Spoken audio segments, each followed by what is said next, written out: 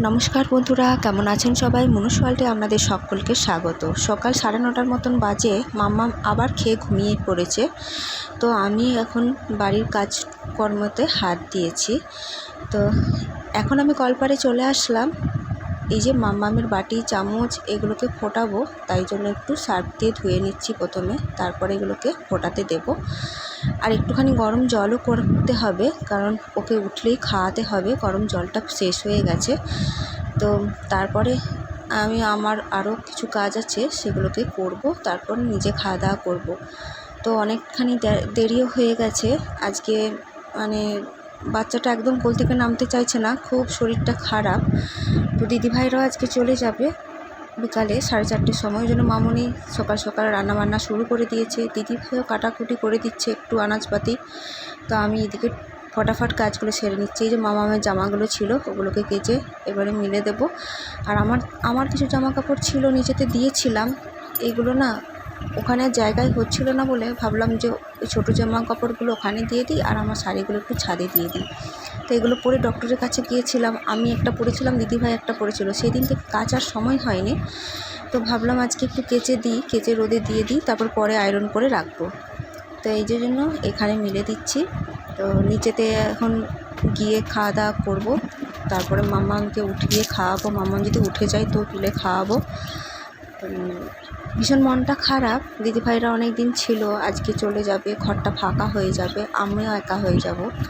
তো একসাথে গল্প গুজব, খাওয়া দাওয়া, আড্ডা, হই হুল্লোড়, ভীষণ মজা হচ্ছিল। দিদিভাইরা আসলে ঘরটা ভীষণ ভালো লাগে, আর চলে গেলে আবার একা হয়ে যায়। আবার কিছুদিন পর দিদিভাইরা আবার আসবে, তো ওই জন্য অতটাও মন খারাপ করছে না। মাম্মামটাও একা হয়ে যাবে। মাম্মামের দিদিরা নিচ্ছিল, বাড়ির দিদিরাও আছে, ওরাও নেয়। তো চলো নিচে যাওয়া যাক। তো এখন আমি নিচে চলে আসলাম। একটু রুমগুলো ঝাড়ু দিয়ে দিই। সকালেই ঝাড়ু মোছা হয়ে গেছে একবার, যেহেতু আমার রুমটা তখন দেয়া হয়নি, তাই জন্য আমার রুমটা আর একবার দিয়ে দিচ্ছি। আর বাকি ঘরগুলো আবার দিয়ে দেব। মানে দুবার করে মোছা হয়। সকালে মামুনি বাসি ঘর দুয়ার আগে মুছে নেয়, কারণ সকালেই তো পুজো টুজো করে। তারপরে খাওয়া দাওয়ার পর, সকালে জলখাবার খাবার পর আবার একবার আমি ঝাড়ু দিয়ে মুছে দিই। কারণ বাচ্চা ছেলের থাকে তো একটু মাছি মশা বেশি হয়, তাই জন্য আমিও আবার একটু করে মুছে দিই। এই যে এখানে একটু ঝাড়ু দিয়ে নিলাম। নিচেতে এখন সবাই ওই গাছতলাতে বসে বসে আড্ডা মজা করছে।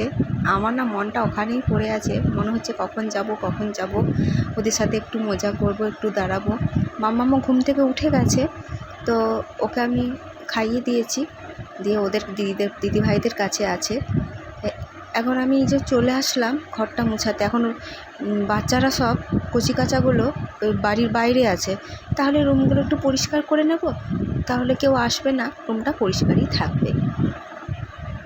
আর দিদিভাই আমার কাছে এসেছিলো একটুখানি কলিংটা নিতে, কারণ ওটা দিয়ে একটু মানে শোকেসের আয়নার কাজগুলো একটু মুছার জন্য। তো জানেন তো, আমরাও বাপের বাড়িতে গেলে না মায়েদের এই টুকুটাকু কাজগুলো করে দিই। আর দিদিভাইও এসেছে, তাই জন্য করে দিচ্ছে। দেখতে পাচ্ছে ভাইজি হবার পর আমি একটু ব্যস্ত হয়ে গেছি, মাও বাড়ির কাজে ব্যস্ত হয়ে গেছে। আমি সন্ধেবেলায় ফাঁকা পেলে দিই, এসব কাজ সন্ধেবেলায় করি। তো সব সময় তো হয়ে ওঠে না, মেয়েটা আবার ছাড়তে চায় না। তো এই যে আমার ঘরটা দিয়ে এবারে একটু মামনির ঘরটাও দিয়ে দিচ্ছিলাম। মামনির ঘরটাও সকালবেলায় দিয়েছে, পায়ে পায়ে নোংরা হয়ে গেছিলো। ভাবলাম যে একবারে মুছছি যখন, পুরো সব কিছু মুছে দিই। কী হলো এই যে এখানে সব কচিকাচাদের আড্ডা চলছে, গল্প চলছে। আমি না এসে থাকতে পারলাম না। চলুন এবারে যাই, গিয়ে স্নান করি, তারপর মাম্মামকে স্নান করাতে হবে। আর ভীষণ খিদেও পেয়ে গেছে, অনেকটা বেলা হয়ে গেছে। তো স্নান টান করে আমি এখন চলে এসেছি খাবার খেতে। দুপুরে খাবার খেতে আজকে অনেক কিছু রান্না হয়েছে, চাটনি, পায়েস, সব কিছুই রান্না হয়েছে। তো খেয়ে দিয়ে আমি এখন রুমে আসলাম। এসে দেখি এই দৃশ্য, পাপা মেয়েকে জড়িয়ে ধরে ঘুমাচ্ছে। আহা, দেখে যেন খুব শান্তি লাগছে। ঘুম থেকে উঠে পড়েছিলাম ওই 4:30 নাগাদ। এই যে দিদিভাইরাও রেডি হয়ে গেছে, এদিকে টোটোও চলে এসেছে। আর এই যে আমার মাম্মাম বুড়ি টোটো দেখেছে তো লাফানি শুরু হয়ে গেছে। ও বসবে। আর এদিকে দিদি ভাইদের খুব মন খারাপ হয়ে গেছে বুনিটার জন্য, তো বারবার চুমু খাচ্ছে আর আদর করছে।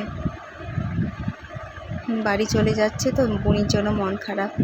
আর আমার এই যে শুভ এখানে মালপত্রগুলো মানে এখানে রেখে দিচ্ছে। আর এই যে বাবা না একটু পদ্ম ফুল আর পদ্ম পাতা তুলে দিয়েছে, পদ্ম পাতায় ভাত খাবে আর পদ্ম ফুল ঠাকুরকে দেবে বলে। তো এই যে মাম্মাম বুড়ি দেখুন না টোটোতে উঠে পড়েছে, আর কিছুতেই নামানো যাচ্ছে না, ওকে কিছুতেই নামবে না। তারপরে এই যে টোটো ছেড়ে দিয়েছে, ও গেছে একটুখানি, তারপর শুভ নিয়ে চলে আসবে। আজ ব্লগটা এখানেই শেষ করলাম। ভালো থাকবেন, সুস্থ থাকবেন, টাটা।